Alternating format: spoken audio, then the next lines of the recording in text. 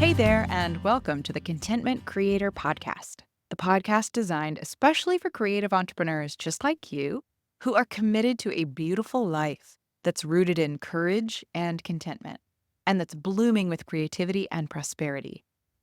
I'm your host, Ellen Broen, a certified life coach, a singer, a mother, and a lover of alliteration, dogs, and deep conversation. This podcast is designed to become a part of your daily routine to help you, fellow contentment creator, dig deep to clarify your life vision, catalyze your creative flow, and fuel your entrepreneurial fire in just a few inspiring minutes each day. Each episode will focus on how it truly is possible for you to be and have all that you desire through leveraging creative and courageous perspectives and practices. Please follow and rate this show on whatever podcast app you listen on so you never miss a day, and join me in my mission to help a world full of content creators become a world of contentment creators. Each Wednesday, we talk about community, and today's episode is all about strengthening our relationship from the outside in. Renowned psychologist Esther Perel reminds us that the quality of our lives is determined by the quality of our relationships, and that includes the ones beyond our marriage. If we build on the metaphor that I've used several times on this podcast, where your well-being is the foundation and the roof and the ceiling represents your success, I would say that our relationships are the framing and walls of our home. They contain the warmth and they provide the support that we need.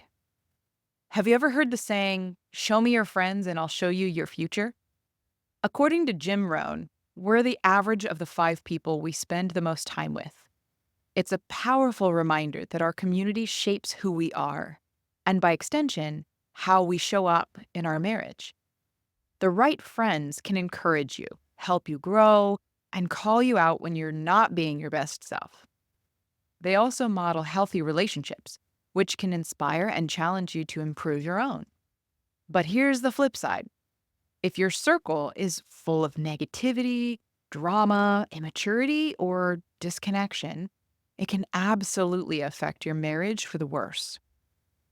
Choosing your inner circle has as much to do with how they uplift you as how they uplift your relationship. When we have a friend or a group of friends who we keep in our lives who repeatedly bring strife to our romantic relationship, it can infect even the most stable, loving relationships. Trust can erode in these scenarios in a few different ways. On one hand, our partner might feel judged by us for their friendship choices. On the other, we might feel like our boundaries have been crossed, or like there's a misalignment in their integrity, where their values no longer align with this person or these people, but they continue to invest in these relationships. Like I spoke about on the episodes about creating your community and being a conscious CEO, core values play a vital role in choosing our village. And our spouses are often the highest level of accountability for us living true to those values, especially if they're shared values. Now, let's be real.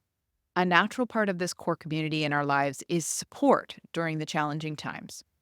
But you and I both know there's a fine line between using friendships to support our marriage and using them to escape it.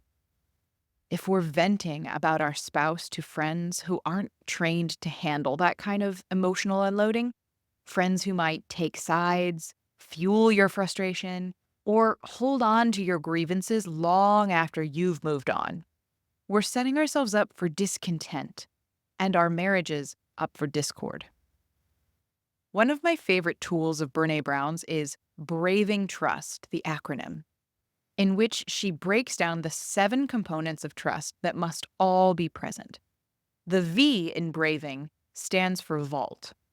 That speaks to our need for holding confidential any information or experiences that are not yours to share.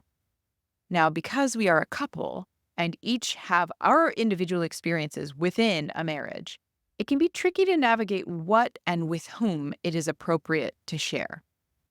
A concept that can do wonders for a healthy marriage is practicing fierce loyalty to our spouse's emotional safety.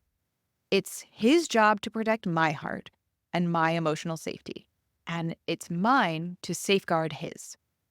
This isn't to be confused with meeting our emotional needs necessarily, since we each hold ourselves responsible for meeting our own needs. But safety is an experience created in partnership.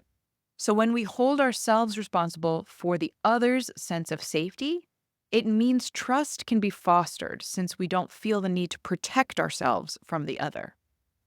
And in protecting the vault of our relationship, so to speak, that means that even when I'm upset with my spouse, I'm selective about what and with whom I share our innermost relationship struggles out of respect for my spouse's emotional safety.